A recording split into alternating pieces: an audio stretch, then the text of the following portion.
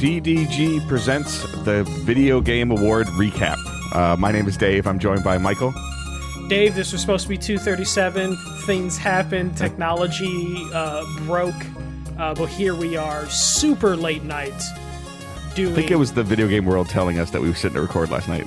Yeah, it was just like, hey, news is light because the Game Awards are happening. Maybe you should cover the Game Awards. So here we are. I'm consumed by darkness behind me, I realize, and I'm wearing all black, so that's fun for the people watching on Twitch. Oh, you're fine. I can see you. So yeah.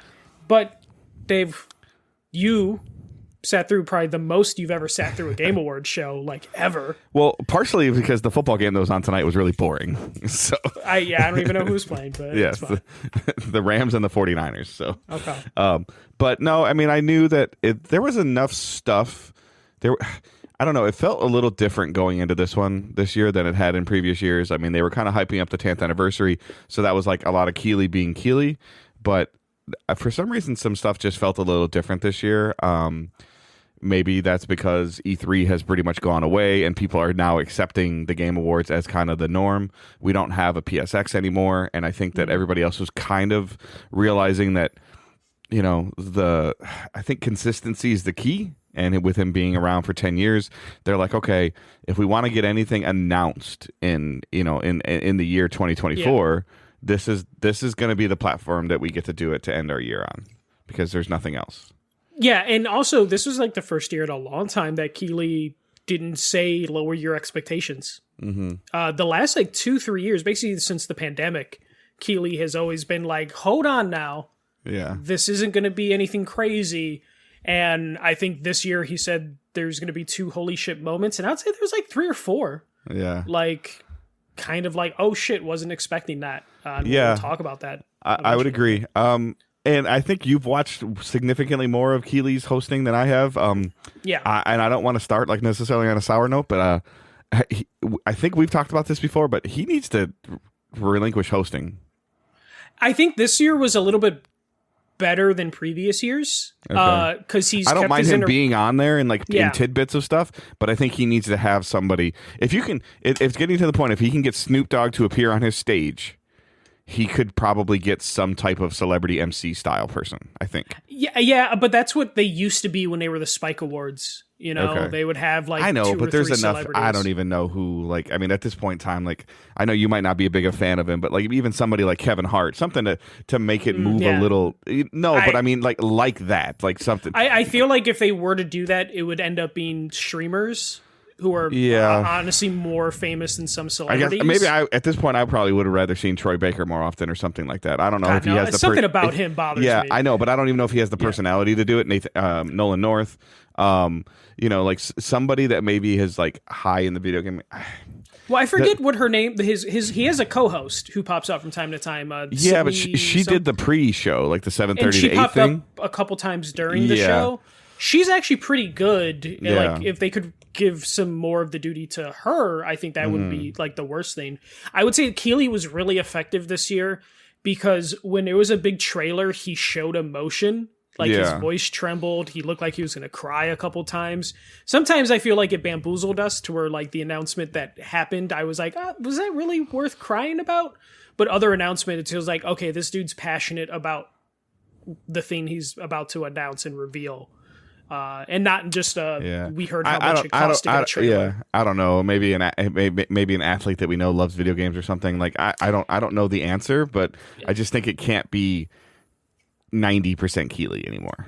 That's all. Yeah, I it's one of those things where they've experimented so much with like the celebrity stuff, and I just don't think anyone has come across as genuine.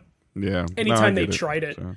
So I don't mind Keighley being there, and I feel like there's enough differences going on, and he isn't taking as much time as he used to take. Right. I did appreciate. I didn't see pacing issues this year. Like, I mean, like I've heard about pacing issues. It seemed like the speeches were fine. I don't think anybody was really rushed. It didn't appear that way. The only one that looked, I mean, I don't want to, like, Harrison Ford got lost, I think, for a second.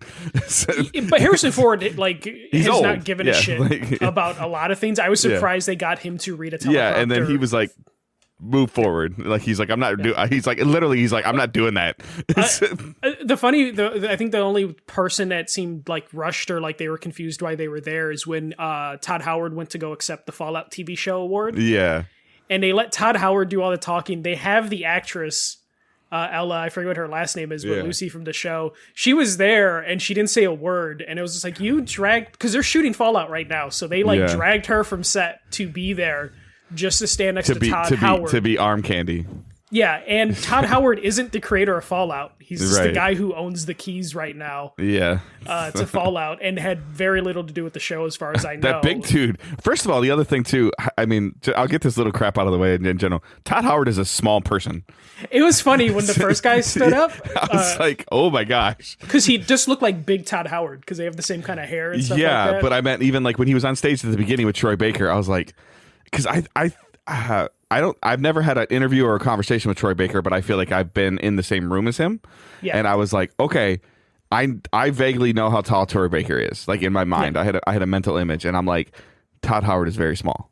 Yeah. The Troy Baker is probably like 6'2", 6'3". 6'2", yeah. But yeah, no, it's one of those things where you see how short some of these people are. Yeah, kind of I'm taller than Troy Baker, but not like I was not a lot taller. So. No. Dave likes to anytime they no, talk it's about eye The Last contact. of Us, sometimes I don't have to look down. You have to mention it. You're like, he's a fantastic actor. I'm taller than him.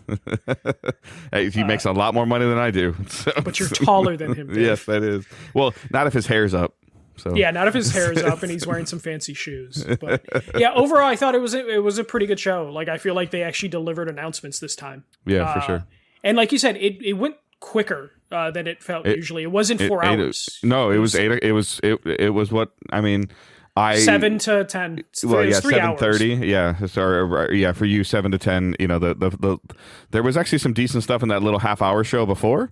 And then the 8 o'clock Eastern time, and it was done at I think like 11:02, so or something like that. Yeah, so it was pretty good. But let's be honest, most of us are here for the Game Awards for the announcements. I think I'm 50-50. I do like seeing the award stuff, even though sometimes the awards frustrate me.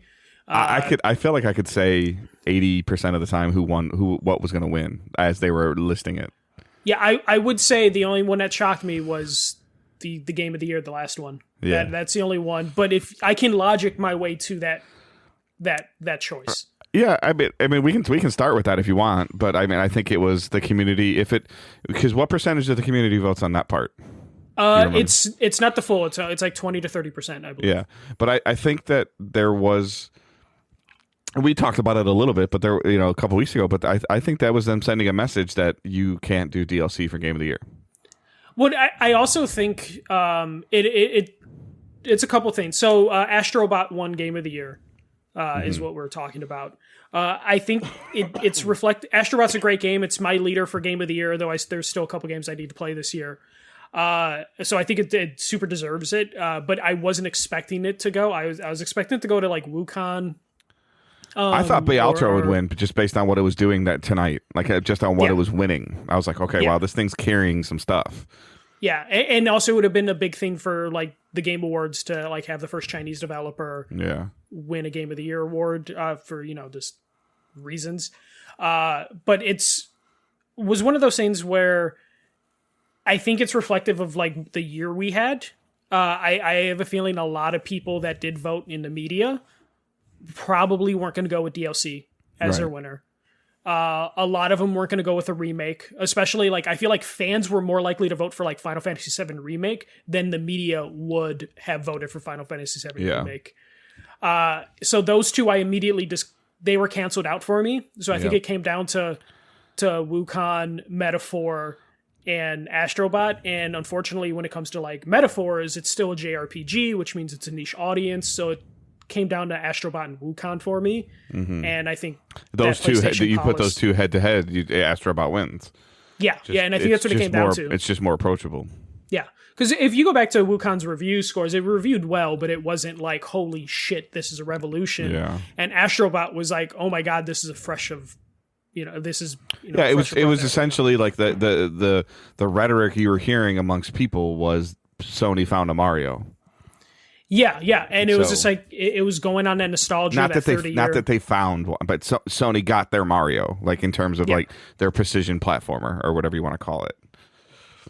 Yeah, no, they had something that they've been looking for a while. It's the 30th anniversary of PlayStation. It hit all the right notes for a lot of fans, including myself. So it just kind of makes sense. And also, if you just want to talk about a highly polished game, Astrobot is one of the most polished games you could get this year. You know, like I didn't really run into too many glitches and like bugs and stuff like that. The music's on point. It won Best Game Direction. Like there's a lot of reasons Astrobot deserved that win. So like I'm not surprised, but I am also surprised because I thought it would just go to Wukong. It just seemed like that's where the night was kind of pointing. Other award winners, Dave, if we just want to go through a couple of them. So best action game, Wukong won there. Best RPG went to Metaphor Refantazo. Balatro won like any award that had indie in it.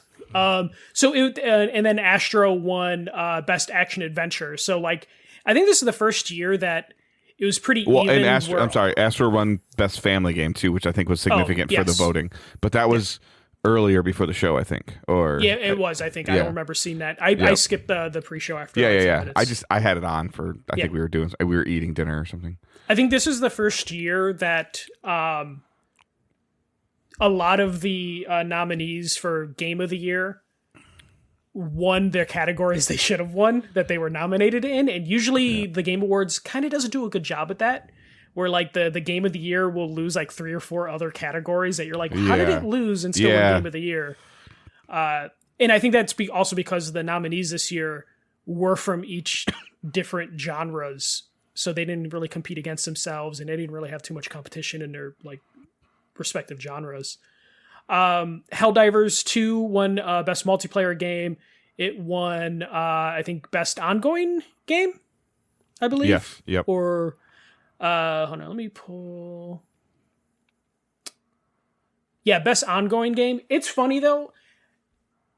It winning best ongoing game's kind of ironic because of the issues it had with like PR stuff, with like the PSN stuff kind of derailing the momentum Helldivers 2 had. Like I would feel like Helldivers 2 probably should have been nominated for Game of the Year this year, especially with, you know, DLC being up there and a remake being up there. But I do think like they kind of got beat down a little too much from, you know, all the PSN controversy and then just kind of losing momentum.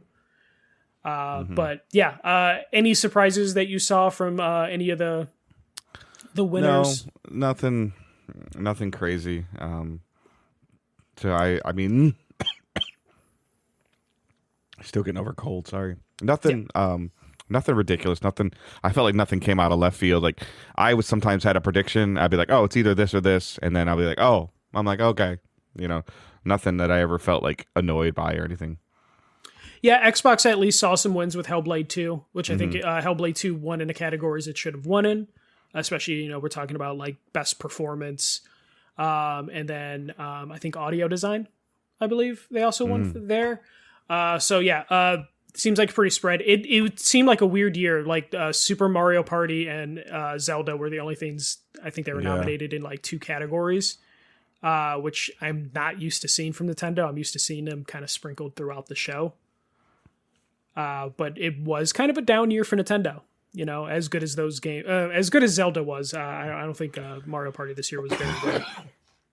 But yeah, Balatro, I'm just more excited to play it. I bought a physical copy of it like 2 weeks ago, and I haven't put it in the Switch yet. But I need to get that game started soon because everyone keeps talking about it. Dave, what did you think of Content Creator of the Year and Best Esports Athlete? I don't know who they are. So. I know.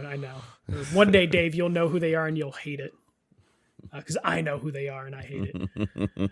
All right, but let's talk about some of the announcements that were presented, revealed here. A lot of like really good ones. Yeah. I'm probably gonna miss some because I did miss the pre-show. The only one that I did see from the pre-show that I remember is we have a new Ninja Gaiden coming. And this is a side-scrolling Ninja Gaiden, and it's coming from .emu. So if you want someone to take the Ninja Gaiden IP and do retro, it's .emu, who did the Shredder's Revenge. Dave, I'm assuming you saw this and were like, pretty stoked. Side scrolling fun. Yeah. Yeah. I'd have to find the name of the game. I'm trying to go through Wario stuff, but some of these like timelines are just ridiculously long after 3 hours. But there was a game, like a trailer that had like the only way to describe it is like a Pac-Man little character with him.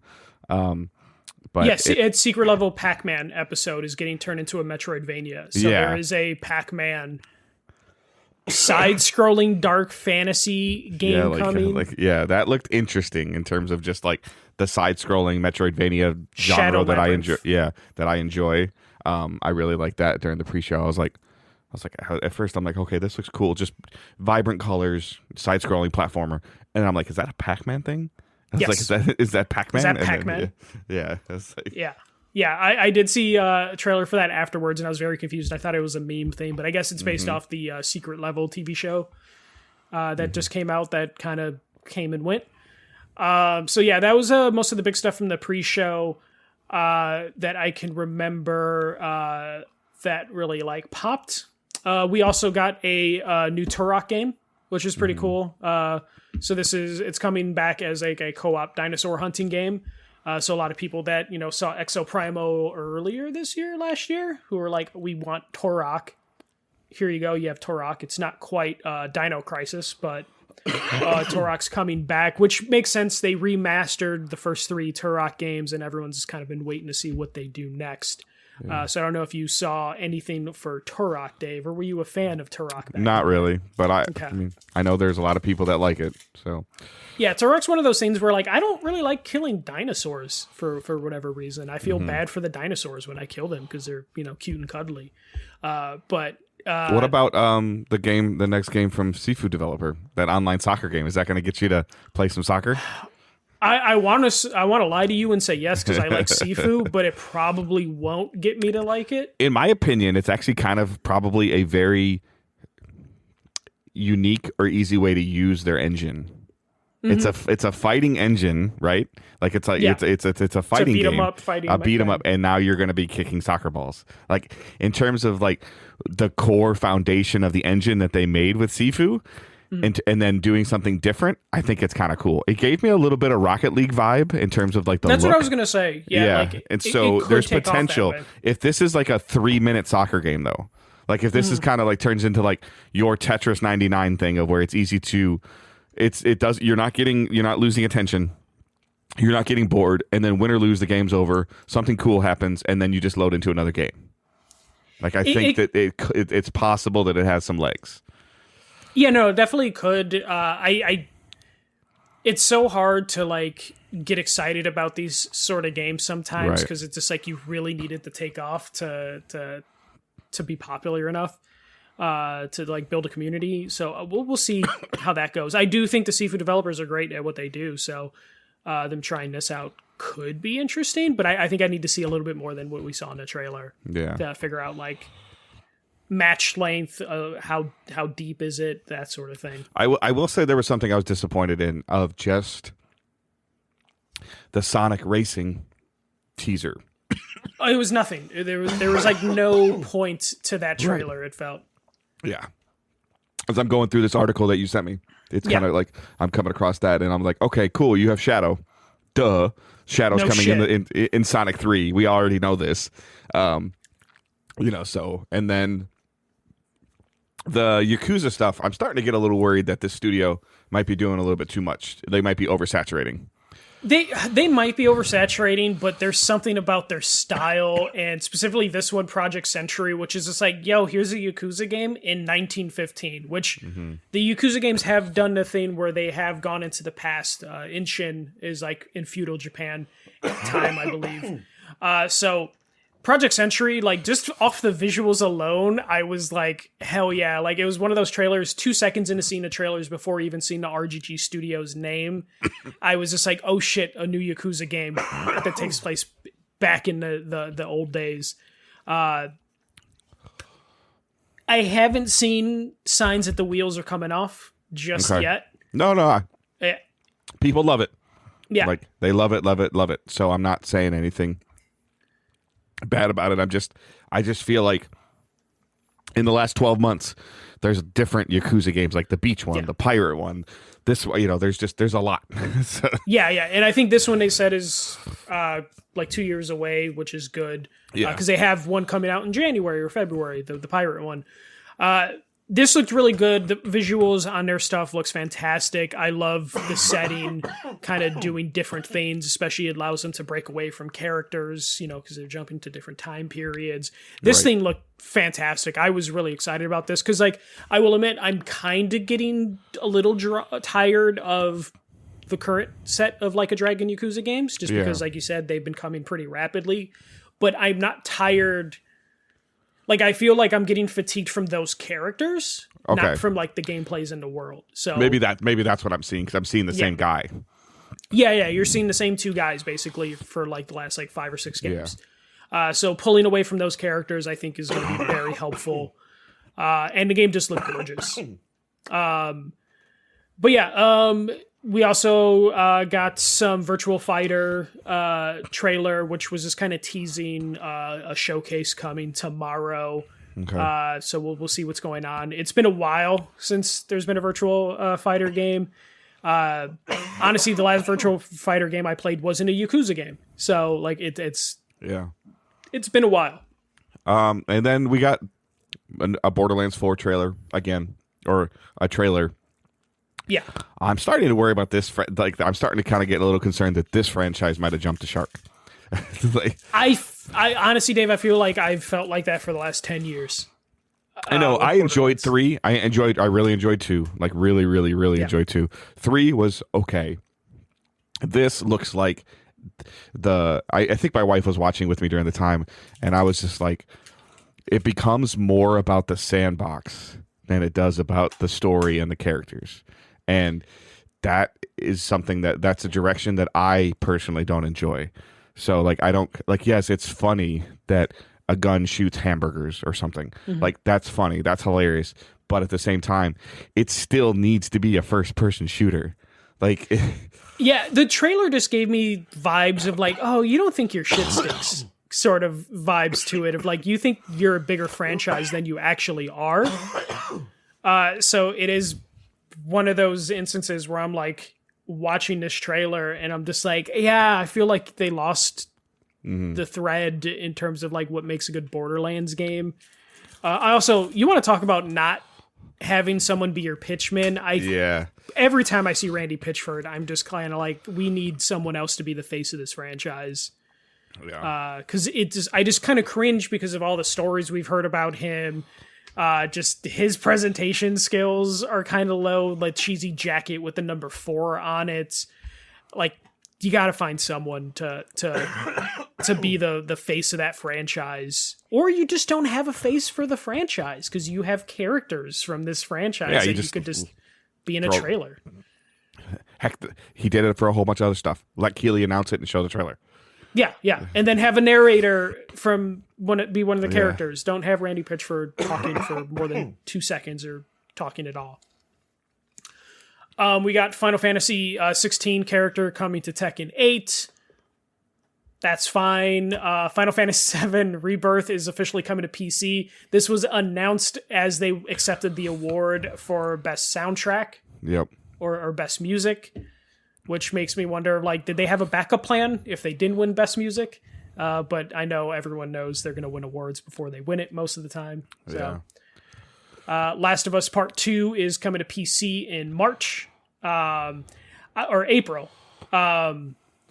I was worried this was going to be the only PlayStation announcement, to be completely honest, at a certain point. I was like, oh, that's why Naughty Dog's at the Game Awards. Yeah. They're just here for a basic announcement. We got a trailer for Outer Worlds 2, which is apparently coming next year, which Obsidian is releasing Avowed at the beginning of the year. Apparently this is coming out at the end of the year. They released like 3 games in the last 2 years. And it had a PS5 logo on it. Yes, and it had a PS5 logo on it. It looks fun. It looks a lot like Outer Worlds. Another game that's about the sandbox, not about the story. Like, yeah. So it's fine. It's just not my thing. I looked at it. I'm like, that looks fun to play, and I feel like I'd play it for like 3 or 4 hours, and then I would stop playing it.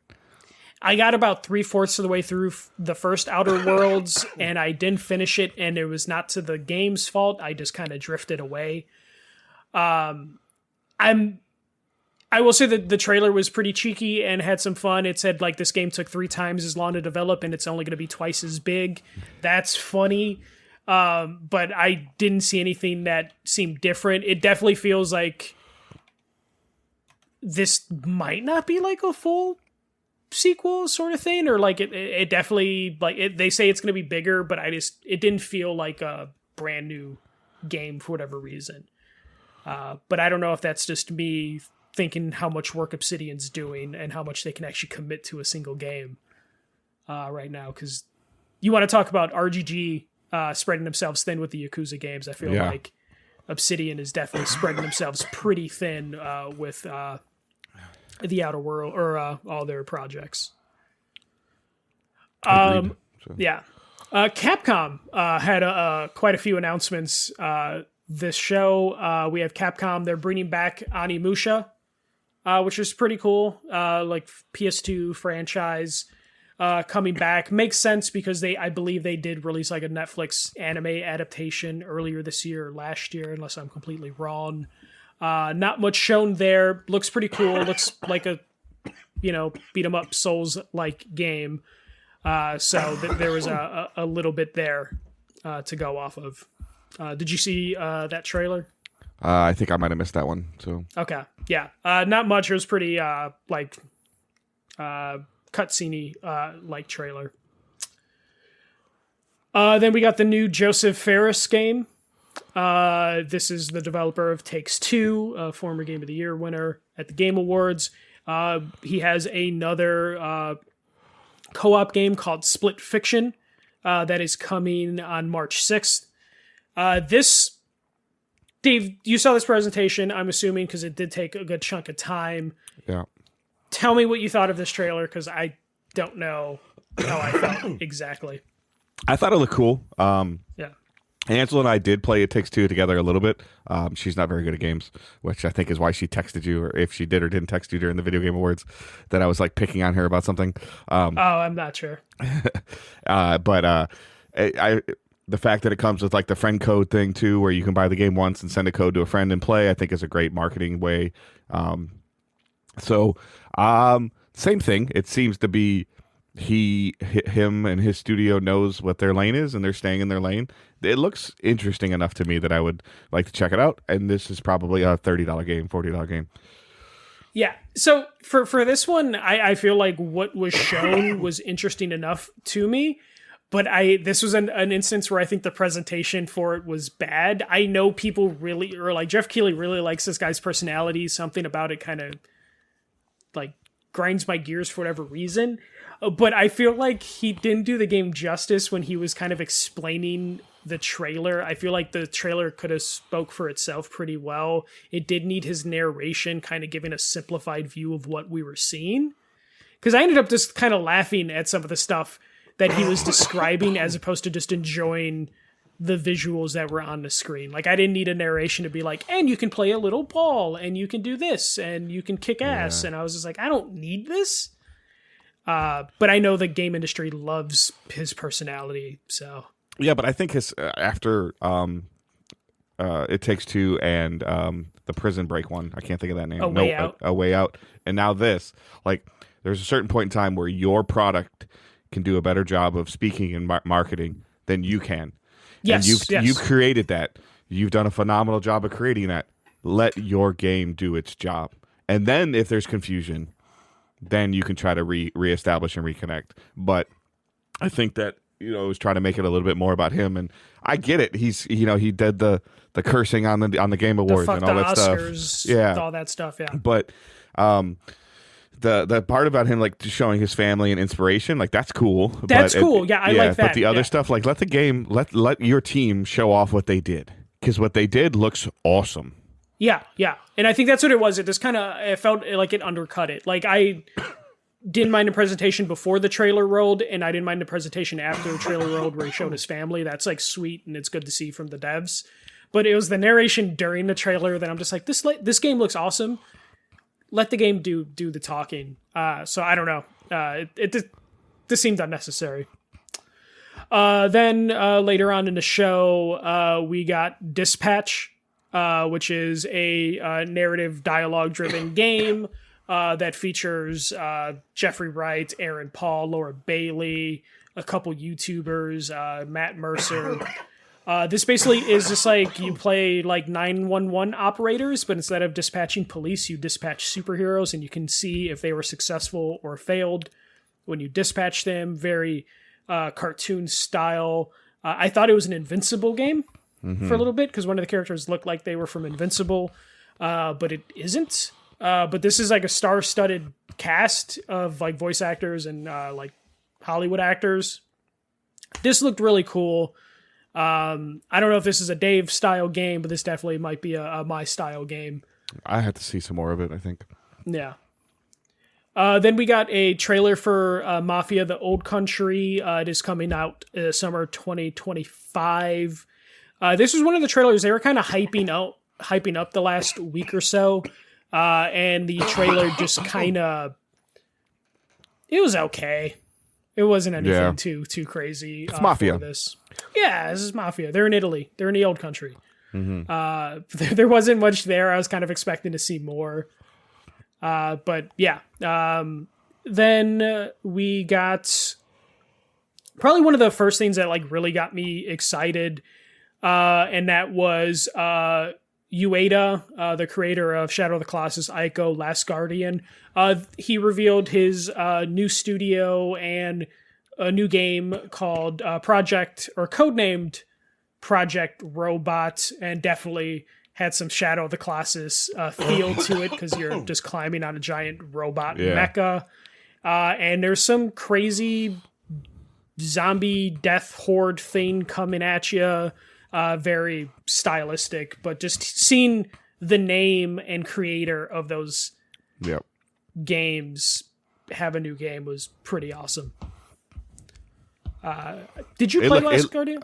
No, I think I have it like through Plus or something like that, but I have not played it. I played Shadow Colossus like a long time ago. Yeah. Okay. Yeah, Shadow Colossus is one of my like favorite games, especially during that PS2 era. I still need to play the Blue Point remaster. I didn't get around to that, but I remember loving that on the PS2 and PS3. But yeah, this was one of the announcements that Keighley like queued up and was like kind of emotional that he was going to announce it, and I think justifiably so. Especially for how long Keighley's been in the industry. Ueda is one of those creators that you would get excited to have a trailer for, to be able to like work with to present. Then we got this was from earlier in the show, but I guess the article I pulled grabbed from least important to most important by their judgment. We got Elden Ring Night Rain, which is a standalone co-op spin-off of Elden Ring. So this looks like it's a 3-player co-op game. And it is a condensed map from Elden Ring, and it's infested with random enemies and structures that you start out each game session for, and this is going to be out next year. I have no idea how to feel about this game. Like, I was very confused while watching the trailer. Yeah. I thought it was I think the emphasis on co-op is weird. Yes. Because there's always been co-op technically. Yeah, but the emphasis on it, like right off the bat, leads me to believe that it might be like the thing that immediately concerns me about when you talk about up to 3 or up to 2 more is, do you have to play this with at least 2? Because sometimes in co-op games you can get away with playing as 1. Yeah, sometimes the experience isn't necessarily as great, but you can get away with it. When you're going to allow a team of 3, it's very hard to balance it to 1, and then or to make it not seem underbalanced for 2. So that's a very dangerous part. And then I guess ultimately, how do you feel about more Elden Ring? I wouldn't mind if it was like a DLC sort of thing, but there's something about this trailer when I was watching it where like the fidelity of the graphics looked of lower quality that almost made me think this was a mobile game, or this is making me think that this is like the parent company Katakawa being like, hey, get your B team ready because they're going to be making a standalone multiplayer game. It just I don't know. There's something about like the visuals of the game, and then just trying to figure out like if it is mostly just a co-op experience that could be fun, but that's not really what From Software fans are going to that game creators for. Right. So just slapping Elden Ring on it just feels like a hat on a hat. You know, like if it was really the From Software team, which it very well could be, I feel like all you have to say is here's a game from the From Software people. But this is like, hey, we took a chunk of the map from Elden Ring and made like a spin-off game that looks kind of lower quality. Yeah. For it. And you can't say like, oh, it's lower quality because, you know, there's co-op now. It's like the quality didn't dip when you had your friend jump into your world or had people invade your world. So right. Like adding an extra person coming into your world, I feel like doesn't mean you're going to lower your quality. And also you had like the full reign of the entire world when your friend jumped into your game or whatever in Elden Ring. So like the idea that this is only a small section of that huge map just seems weird. This whole thing was weird. And then it's coming out next year. It took us how many years to get like the DLC expansion, and then they're pumping out this thing shortly after the expansion comes out. This seems looks like it was cut I don't from want the to say expansion. Yeah, potentially. It just feels like I don't want to say a cash grab because it's too soon, but it definitely does seem like this feels like a parent company being like, "Hey, we need you to produce more stuff," especially when they're in the middle of trying to be purchased. Yeah, and this would be one of those things where like if this goes wrong, you know, From Software is going to be like, "You're fucking up this deal." Mm-hmm. Like you put blood on our hands. We put out something subpar. It's going to look bad on you guys trying to sell us. So yeah, I don't know. We'll see how it goes. I need to see significantly more. I need to know if it's actually coming out next year. Like if it has, like how soon next year, sort of thing. The next thing, which I think got the thing. Dave won't be surprised that I was super excited about this, but The Witcher 4 trailer. This looks amazing. Fantastic trailer. It said undisclosed GPU though. Did you see that? Yes, I did see that. Yeah, and Keeley did say we're not just talking about next year. We're talking about the future, years down the road. So like this is. I mean, we just found out that this was an active development. Like I mean, we found out Witcher 4 was officially in active development about a month ago, 6 weeks ago. Yeah, like pre-production the last 2 years, basically. Yeah, and you know, so obviously I think they've completely moved away from Cyberpunk for the most part, I believe, right? I think that I believe they're working on a sequel now. They're not doing like their multiplayer but that expansion. sequel is going to come out after Witcher 4. Yeah, most likely. Yeah. So, I mean, if I had to guess right off the bat, this is the earliest 2028. Yeah, I can see that. Yeah. 4 but years. It looked amazing. It looked so good. They this is Unreal Engine 5, and they did move to Unreal Engine 5 to make development a little bit easier for them. Right. Maybe holiday 27 then. Maybe. Yeah. But yeah, the trailer featured Geralt doing the voiceover, and it was centered around Ciri, and you are playing Ciri. She is going to be your main protagonist for this game, which I think is the right choice. Because the Geralt story is pretty much over. So moving on to Ciri, a younger character, just makes sense. And she just looked badass in this trailer. Yep. This was such a good trailer. No gameplay, maybe some hints of gameplay in how they did some of the movement. Yeah, or hints of abilities. Yeah. This was just fantastic. I can't wait for this. I love the Witcher franchise, and I'm glad to see them move on. And also Geralt did the narration stuff, so it's like it doesn't mean he's going to be gone from the fourth game completely. You know, right? We'll get something from him. He might just narrate from his hot tub. Yeah, it could be that. It's funny though, like when the trailer first hit and they showed someone jumping into like a little tub, I was like, "Fucking Witcher, here we go!" And there's so many trailers that I saw where I would just see a little hint of something, and I was able to shout out what that was. I'm probably the worst person to watch the Game Awards with.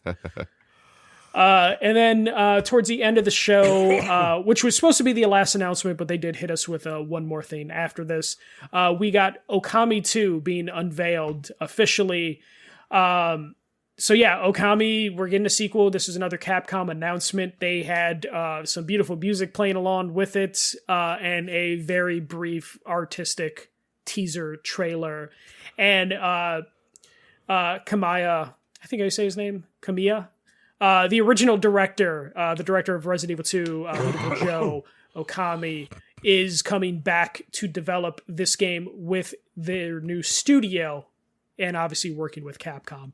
Yeah. So this is an OG coming. Keeley did get emotional with this announcement too, and again, this was one of those ones where his emotions were justified because he's been in industry for a long time, and this is like one of the greats coming back and working on a beloved franchise. I don't know what you do with Okami 2 or what they called it, Okami sequel right now, but it was pretty cool to see. Agreed. Yeah, I mean, Okami came out when I was still on like my Nintendo stuff and GameCube stuff, so I didn't really. It's always been on my list. I think it's actually something I might own on. I think I own it on PlayStation in some capacity, but I'll have to check it out still. So it was they remastered it to every console since the PS2, so it's been on PS3, PS4, and playable PS5 backwards compatibility. But yeah, definitely, it's a Zelda-like game. Beautiful art style. I can't wait to see what they do with this art style. On like modern hardware with modern 4K HDR art. It's going to look gorgeous. Capcom seems to really know what they're doing the last couple years, which has been great to see. Because before they started to pump out the Resident Evil remakes, Capcom was one of those companies that you're just like, what are they going to fucking do? Yeah. And they definitely have turned it up. All right, Dave, the big announcement, the And One More Thing announcement. We got a trailer for Naughty Dog's new game, Intergalactic: The Heretic Prophet. This is the sci-fi game that Naughty Dog's been teasing for so long. The leaks of a sci-fi game being worked on. Neil Druckmann is going to be directing it. They got Trent Reznor and Atticus Ross to do the soundtrack. And this game just oozed style, like product placement that was tasteful. It's 80s sci-fi. Just looks really fucking cool. Yeah. Porsche, a Porsche ship, Sony Walkmans, or Sony Sony radio. Walkman, Yeah, I think Walkman radio. Adidas shoes on it. Yeah, CD player, CD changer in a spaceship. Definitely a cool look. I think it's important that it actually said actively in development for PS5. It didn't say actively in development for PlayStation. It said PS5. I think this is a little closer because this has been worked on since 2020. I could potentially see, depending, I mean, with the lineup of Wolverine, this could probably be spring 26. I can see that. I can see 26 at the. They like to bring out that game in like May and June. That's been Naughty Dog's like forte. Yeah, I can see that at the earliest. I don't think this would be a next year game, but 26 I feel like is reasonable. And then Naughty Dog tax, I could see it be 27, 28 sort of thing. But yeah, you're playing as a bounty hunter. It looks like this is going to be like an action adventure game, but like with hand-to-hand like weapon combat. You did have like a cool saw lightsaber sort of weapon. It's one of those things where this was also a trailer that as soon as I saw the character's eyeballs, I was like, that's a Naughty Dog game. Just because they do have a very distinct art style with like the eyes and the mouth sort of thing. But the product placement in any other trailer would have bothered me, but Naughty Dog just has a style that they made all of that work.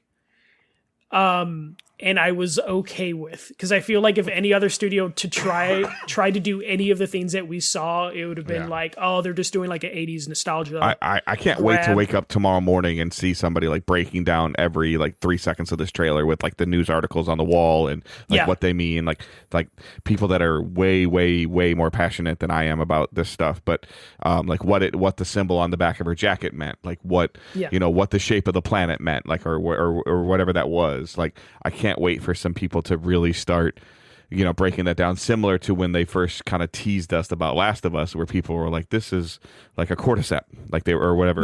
They were talking about the bug, and just smarter people than I am taking their science and their ideas and then showing it what this video game is going to be about. Because by about this time tomorrow, we're probably going to have the foundation of the story allegedly built just by the gaming community of people that break down trailers. Yeah, so there is a PlayStation blog article. I read that, yeah. Yeah, so just the quick rundown. Intergalactic stars our newest protagonist, Jordan A. Munn, a dangerous bounty hunter who ends up stranded on Semperia, a distant planet whose communication with the outside universe went dark hundreds of years ago. In fact, anyone who's flown to it hoping to unravel its mysterious past was never heard from again. Jordan will have to use her skills and wits in hopes to be the first person in over 600 years to leave its orbit. So I'm assuming that's why we have a lot of like old technology that they're using and stuff like that, because there's something going on where technology is only able to move forward so much, sort of thing. Mm-hmm. Yeah. But yeah, just hearing about like Trent Reznor being on a soundtrack, it just kind of made sense when you're starting to listen to the music in it. But this was a trailer that only showed a little glimpse of potential gameplay, but everything else was style, and it was really good style. And I feel like Naughty Dog has enough leeway of like trust of like, okay, they can deliver the substance with the style. Mm-hmm. It's just a matter of how long they're going to take for it. And they need a win. Yeah. PlayStation needs a win. They did win Game of the Year with Astrobot, but they need some games to release, and this looked great. Yeah, I agree. Yeah, this was the highlight of the show for me. Like Intergalactic definitely was like a showstopper reveal. I was worried because they kind of loaded the first probably half hour of the Game Awards with like really good trailers. Yeah. And then the middle was kind of like, oh, there hasn't been like a really big they started with like Witcher 4. I was like, okay, this is your start. Like, I was like, that's when I was like I was like watching, I'm like, oh, they're gonna, it'll be a new Resident Evil or something like that. And I was like, okay, this is Witcher. Like, this is CD Projekt Red. And then they kind of kept going, and they're like, "Oh, we got the guy that does It Takes Two." I'm like, "Okay, of course he's there." Yeah, But Elden Ring. We're gonna just announce an Elden Ring thing. Yeah. But yeah, and then they just at the end, it was just like, "Yo, here's Ueda, here's Okami, here's Naughty Dog." And this is kind of where I feel like we talked about at the beginning of the show, like maybe I mean this in the nicest way possible. Maybe people are annoyed with the video game awards, but now the developers are seeing like this is our gateway of getting stuff out to shareholders, to people that we want to work, and there's enough people to watch this. I mean, the numbers on YouTube or Twitch were staggering today. So yeah, I think when I first started on the YouTube stream, it was like 800,000 people are watching this, and the number just kept growing. Yeah, I think when Angela went to lay down, I think she put it on in the bedroom, and I think she said she saw like 1.3, 1.4. Yeah, and that was just on one platform. Yeah, because they were going on Twitch as well. But yeah, one thing I did notice, not to do that, like there was no Nintendo announcements. Which makes sense. They had some kind of Switch commercial though, or something like that. There was something. Yeah, they had a Switch commercial showing like some highlights, but there were no Nintendo announcements, which just makes sense because the only thing coming is Donkey Kong Country Returns or whatever, and then got me coughing. Yeah. And then Metroid Prime. Right. Like those are the only things coming, and they're not ready to show it. So that's a little disappointing not to really see anything from Nintendo. They're radio silent because they're trying to figure out how the right time to announce the next Switch. Yeah, which wasn't going to be here. And then Xbox just had Outer Worlds 2. Mm-hmm. Hellblade took some wins, which was good, and they had the little Indiana Jones moment in the beginning. But it definitely, I don't know, me looking too into it, but like when Astrobot won Game of the Year and they passed Cerny and then they passed Phil Spencer, and Phil Spencer is just sitting there, I was just like, he's got to just be tired of seeing PlayStation just kind of walk away with like the big awards. Well, then he's got to figure his cadence out because... No, that's what I was getting to. to. Yeah. Based on what I'm seeing, when he has something good, he releases it in December. Yeah. Yeah. Like, and people are liking Indiana Jones. People are loving Indiana Jones. Like, could you have not gotten this out in October? Like, I don't know. I mean, could you, or held it at this point in time until February, March? Like, or because you know how things work, you could have probably gotten review copies out sooner. Yeah. Because I'm sure the votes for the Game Awards were locked in like a month ago. Right. To where like you could have done something like that. But it was definitely weird just not seeing much from Nintendo, award wise, trailer wise, and then Xbox just really didn't have anything outside of Hellblade for them. This show and Outer Worlds 2. So it's just one of those things where it's just like, I hope this is enough motivation for Phil Spencer to figure out his shit with Xbox because they have potential. They just haven't used it. And PlayStation, as much as shit as we've been giving PlayStation the last like 2 years, of like, where are your games? Guess what? 2 years have passed. They haven't released games, which means we're getting ready to go into that run again where their studios are going to start having stuff ready.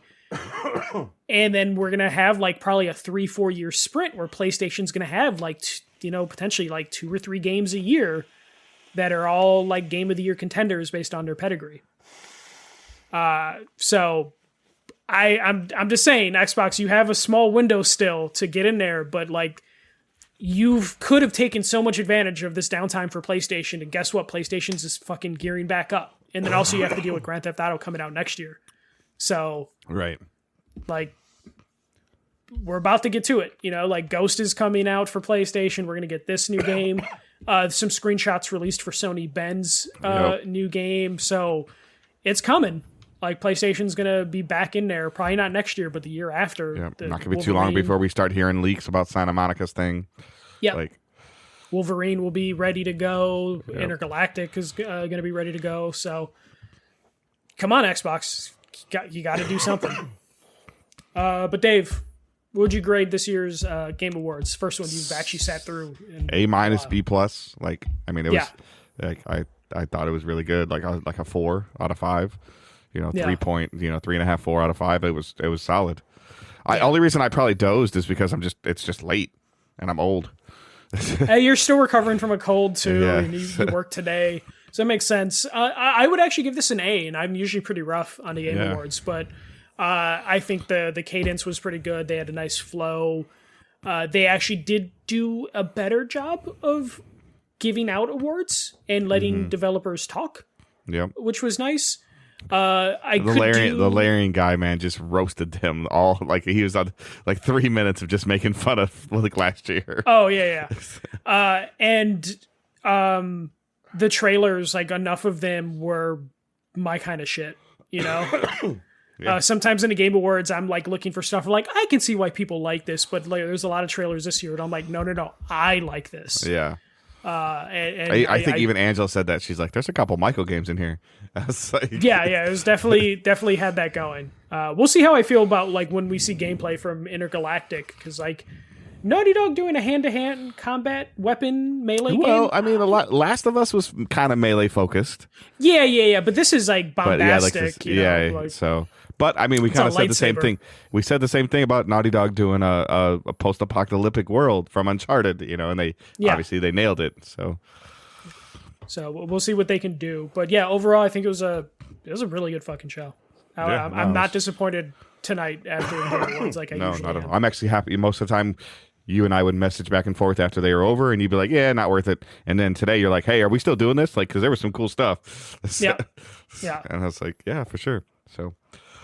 All right, that's the recap of the awards. Let us know what you think. That's going to be our episode for this week, and next week we'll have kind of a recap of like November, December news because we've missed a little bit with the holidays, and then we'll take our break for the rest of 2024. So I hope everyone has a great week and keep moving forward. Don't be a dick. See ya.